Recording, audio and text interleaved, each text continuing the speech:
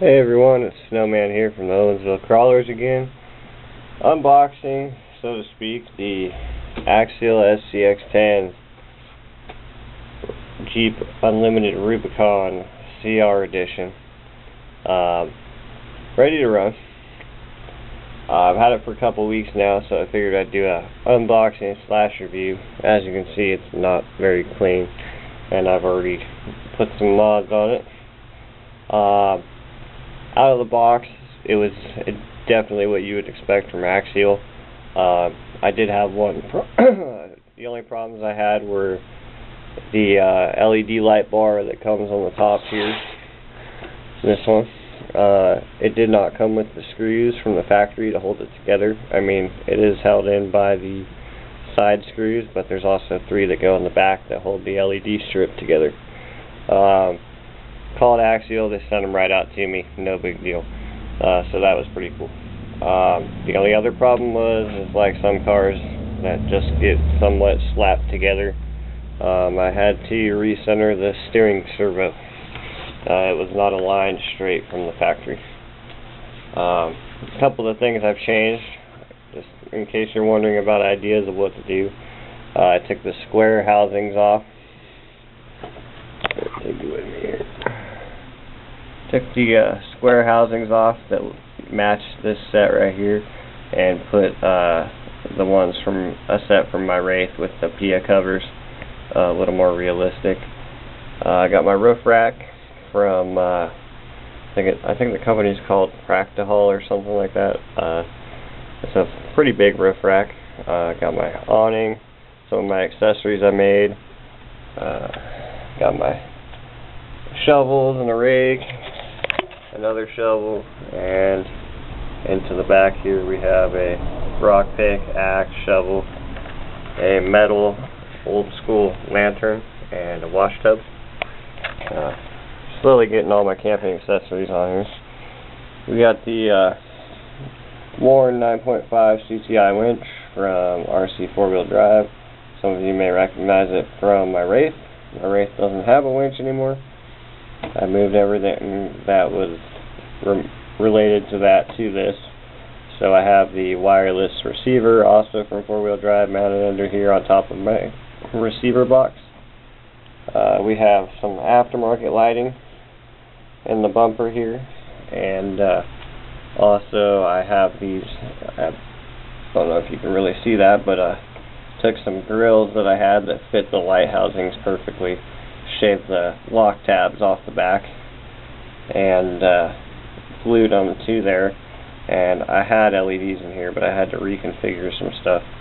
But it does look like actual headlights. As you can see, it looks pretty good. Got a new bumper on order. It'll be on by the time, I make my next video. It's an Energy bumper, all metal, also with the ST Racing front bumper mount. What else did I change? Okay. Underneath here, we have, as you can see, red. Those are chassis link arm set from GPM Racing. Got that through Asia Tees. If you're new to crawling, Asia Tees is a great site, pretty cheap. And if you live in the U.S., don't be alarmed when it says your shipping time is 15 to 28 days. You'll get it within a week, 99% of the time.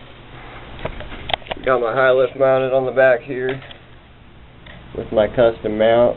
As you can see, I already broke the high lift. Happens. I don't have a battery in this right now, but I'll show you. I have red LED lights in the bumper, and I also have red LEDs in the tail lights themselves. So there's 4 red tail lights and 12 headlights. There's 12 LEDs in my headlight setup. Back to the car itself. Enough of my modifications. I'm sure you guys can make up your own. I have a waterproof DSC. I took the 82 out and waterproofed it. You can find videos on that online, or if you want us to make one, let us know. Couple things you might want to change out of the box. The tires are great. There's a little rattle in the body. As you can hear, mine's pretty quiet. Up underneath here, see it. You can see I put some body washers on the top of that body post to take up the space. Now it sits very straight and level, and it doesn't rattle around at all. So, you know, some guys will say put them on top. I think it looks ridiculous. And on top they won't fit in the back, because there's actually 5 body clips that hold this body on. There's 2 on the hood, 2 in the back here, and then 1 on the spare tire mount. It is a working spare tire mount, working spare tire. Everything's fully functioning. This swings away. Other than that, like I said, it was exactly what you'd expect from Axial right out of the box. It's very durable, I'll tell you that. I don't know if any of you have seen our other videos, but I pretty much before I waterproofed this thing, I decided to take it through some water that was to the bottom of the windshield. Yes, it was swimming, but it made it all the way through the pond, pretty much floating, no problem. Yeah, I have a little bit of weight and stuff because of what I've added, but for the most part this thing is completely stock, and it went all the way through it, no problem. There is a video on our channel, so if you want to see that, go ahead and check it out. Can't think of anything else. Like I said, it's exactly what you'd expect from Axial. I get into it, but I really don't feel like taking my body off. Oh well, you know what, I'll do it for you guys. Takes 2 seconds. As you can see, I've taken it off a few times. Okay, one of the things I think it shows on the box, but I'll show you anyways, is this little pigtail right here. Goes to the chassis. That is a pigtail that comes from the factory for the Rigid Industries lighting, because your controller and everything is mounted underneath for that light bar. And there is an extra slot, as you can see. I ran my tail lights to it. So that's a cool feature. You just click unplug and boom, there goes your body. Any of you familiar with Axial probably recognize most of what's in here. I'll give you a little quick run through in case you're new. We were all new at some point. You have the Axial 27 turn motor, green. Silver is 20 turn, green is 27 turn, and I believe it is orange that is a 55 turn. First time using the 27, phenomenal motor. I love it. I kind of wish Axial had a little bit more between a 27 and a 55, because 27 to 55 is a big jump. But for what it is, it's great. It gets you that little bit slower than the 20, you know, but still enough punch if you need to, you know, floor it up a hill real quick, you can. Got a Tactic, I believe it's a TSX-45 servo. That's what comes in it. It's a Metal Gear servo. I haven't waterproofed yet, but we'll get there. Like I said, I got my A2 ESC, also Axial, obviously. It's Rock Crawler ESC with the drag brake, waterproof. The transmission is a center mount transmission, but some of you may think, you know, oh, this looks a lot like the Wraith one. Well, you wouldn't be exactly wrong, but it is a little bit different.